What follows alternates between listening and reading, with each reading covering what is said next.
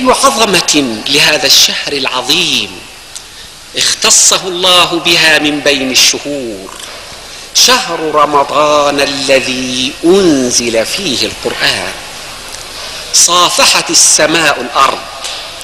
الوحي لغة الإعلام، وشرعا إعلام الله تعالى عباده ما يريد أن يخبرهم به بواسطة نبي من الأنبياء. هذا الوحي، وحي السماء، أحيانا يلهم الرسول المعنى في قلبه، كما قال صلى الله عليه وسلم: إن روح القدس نفث في روعي أن نفسا لن تموت حتى تستوفي أجلها ورزقها فاتقوا الله وأجملوا في الطلب.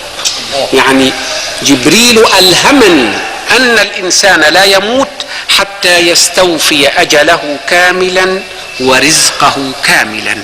فإذا طلبت فاطلب الحوائج بعزة الأنفس، فإن الأمور تجري بالمقادير. الوجه الثاني أن ينزل جبريل بالمعنى أو بالوحي إلى رسول الله صلى الله عليه وسلم.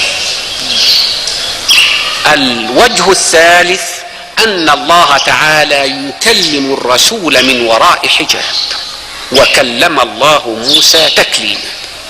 قال تعالى: وما كان لبشر أن يكلمه الله إلا وحيا أو من وراء حجاب أو يرسل رسولا فيوحي بإذنه ما يشاء. هذا هو الوحي الذي يتنزل من السماء، هذا هو الوحي كلام الله تعالى، هذا هو الوحي الذي كان ينزل ليجيب على الأسئلة ويصافح القلوب. كان ينزل كل يوم.